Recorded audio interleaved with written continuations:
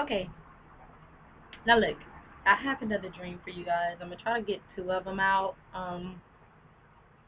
I know it may freak you out that I have dreams like I do, but I've seen so much. So let me start with one of the dreams that I had.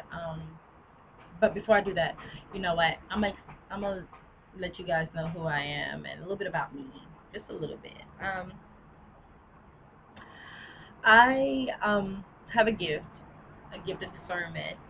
I'm an ordained evangelist. I've been ordained since I was 22 years old. Um, and I love God and you, but of course. And I guess there's not too much more I can tell you. Oh, I'm a mother of five. I have five children, and mm, that about sums it up. Oh yeah, and I've been married twice. Um, Kind of freak me out sometimes because I I'm always trying to do what's right, but I find myself under attack a lot by the enemy. But I guess that's how it is when you have a calling and it's something that you have to do. I run from my calling a lot. Sometimes I find myself running because of the things that happen. And my dreams, no, they don't really cause me to run. I'm not afraid of them.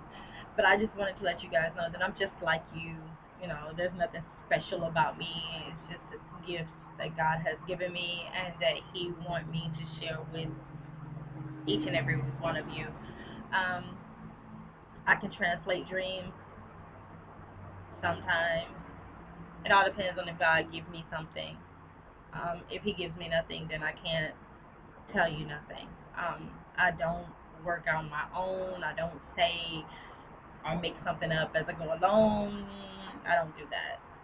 No, I wait on him to see what he has to say. Sometimes he touches me right away with things. Sometimes he doesn't. I go out in public. I really don't like a lot of um, public places because I can tap into other people's emotions and feelings, and I know what they're going through a lot of times. And sometimes it's kind of heavy on me. Um, but that about sums it up about who I am. Um, but I'm gonna shoot straight through some things first that I've seen, and then I'll tell you a dream. Um, there, God called me when I was 16, um, and at that time, I had a daughter, and she was an infant, and my parents and my household, nobody was saved or none of that. He just woke me up one night and said, "Read the Bible." And I said okay, and I picked it up and I started reading it, and here I am. It's been my life. Um, I realized a long time ago that my life wasn't my life. That he had a purpose for me being here. It used to bother me because I wanted to go out to clubs like everybody else, and I wanted to know what it was to party and all the other stuff, but I couldn't because I would find myself in the car going to the club and praying on the way to the club. You know, I probably went out for 2 months. My first time going out, I was 27, um, and don't drink or none of that. Never been one to do that. Never been one to live wild. I couldn't do that either. It, trust me, a lot of times it wasn't by choice. I promise you, it wasn't by choice. I wanted to be like everyone else, of course, and peer pressure didn't make it any better. Um, However, God had another intention for me, and I'm doing my best to get it done. Um, but I really want to tell you guys about my experience at 16 first. And what happened was here in my hometown, we had rain. I'm sorry, not rain, snow. It had snowed very bad, and we hardly ever get snow, so we weren't prepared for it here at all. And our power lines were down, and we was in darkness for about 48 hours. Um, but in the process of that, I remember going, and this was a little shortly after God had called me and told me to read the Bible, and I had read numerous chapters by then, and I was laying down on the couch. My parents was on the chair. We were all huddled up in the living room with flashlights and whatever, candles, and the oven was heating the house in the kitchen. And I remember laying there, and I had my baby on my chest, and I was looking into the kitchen, and I seen a dark shadow walking around my parents' table. Um, I stared at it for a minute because I was wondering what it was, and then I went into a deep sleep. Um, while inside the deep sleep, it was something on top of me. It was mashing down on my chest, and I couldn't breathe. It was barking at me like a vicious dog. And I remember praying and begging God not to let it hurt my child. Um, and I said Jesus' name 3 times, and it let go. It came up off of me, but I was afraid. I remember that before I called Jesus' name 3 times, I looked over at my mother and I looked over at my father, and it was as if I was still awake. I was never asleep, and I looked over at my parents and I called my mom's name and she didn't answer. She didn't even move, as if she couldn't hear me. And I called my dad's name and he didn't answer. He didn't move. It was as if he couldn't hear me either. And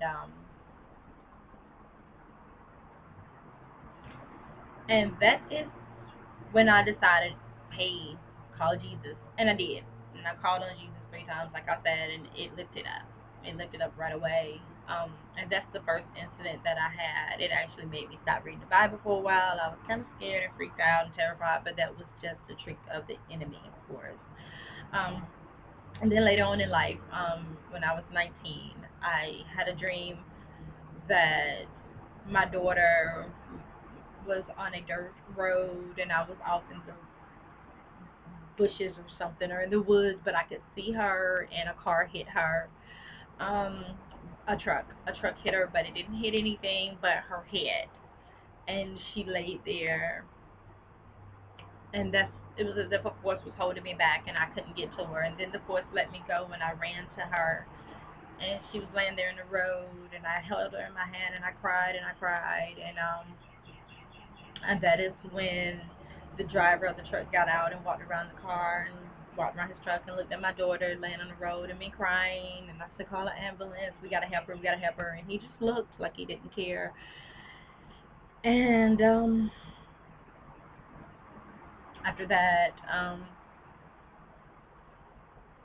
he got back in his truck and he drove off. And he left. And I woke up. And that day I knew something was wrong, but I didn't know what.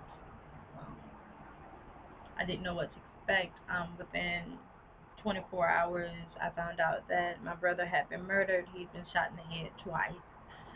Um, and his body was on a dirt road.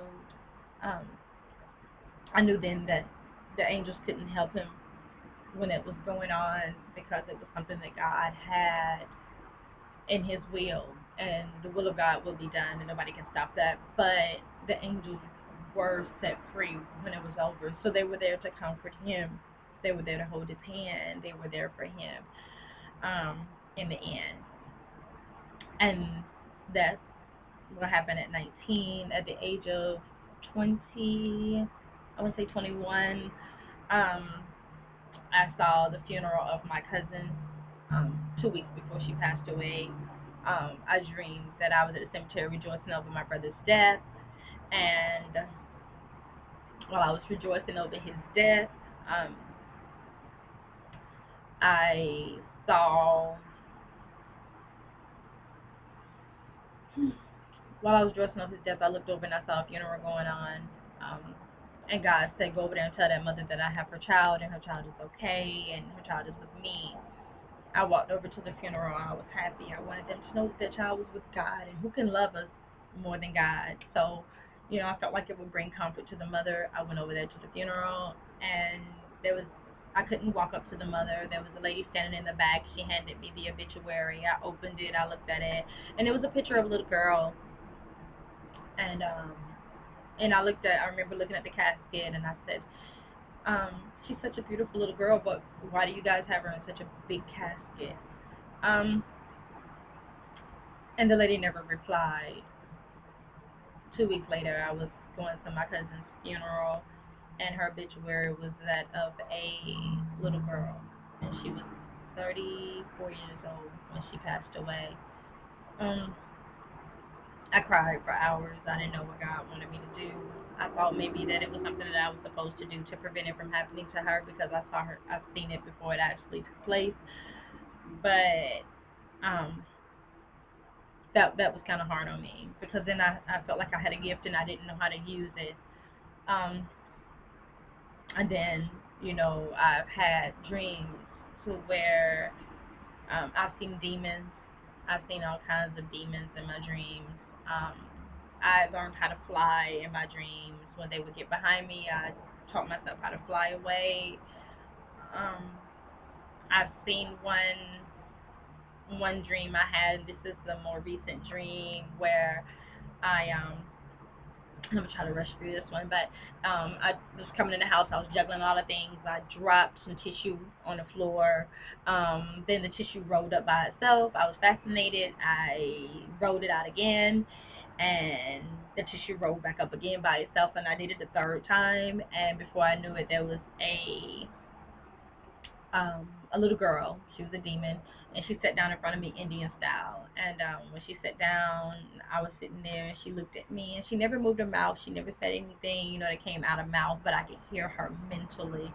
Um, she said to me, "You leave me alone."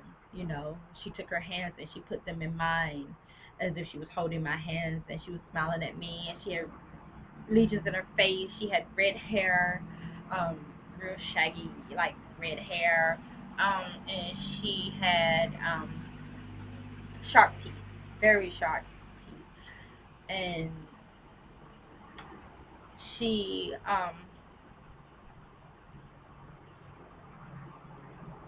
she smiled at me while she was talking, and I woke up, but I was never afraid. I got to honestly admit that I was never afraid, um, because, like I said, God have always protected me and sheltered me and guided me through everything in my life, and I've been seeing these things for years. Um, and one more thing is, a lot of times I see things that others can't see. I can go into a house and I can feel uneasy spirits. I know it sounds crazy, but I do it, and it used to freak me out because I would see dark shadows, and sometimes I would see white shadows, and I thought it was just me. I thought it was crazy, but I've met some people that actually experience the same thing, and they are heavily in the church also. So I know that it's nothing demonic. It's just a gift that I have. Um, and I thank God for every last one of my gifts. Each and every last one of my gifts. But um, that about sums it up so far. If I come up with, or if I think of anything else to tell you guys, I will, because these are messages that God have wanted me to send out for so long, and I have not been doing it. Trust me, I have not. But it is time. It's beyond time, and I'm not afraid. Um, I had a serious test last year, and that test was to bring me to this place today, and it was to toughen me up, and he showed me so much. But I actually walked in David's shoes, and I walked in Job's shoes, and I a little in Job's shoes, but I know that it's a test. It's a test of faith. But anyway, you two, I'm gonna go. I just want you guys to know I love you, and keep praying for me, and of course I'll keep praying for you guys, most definitely. Talk to you guys later. Bye.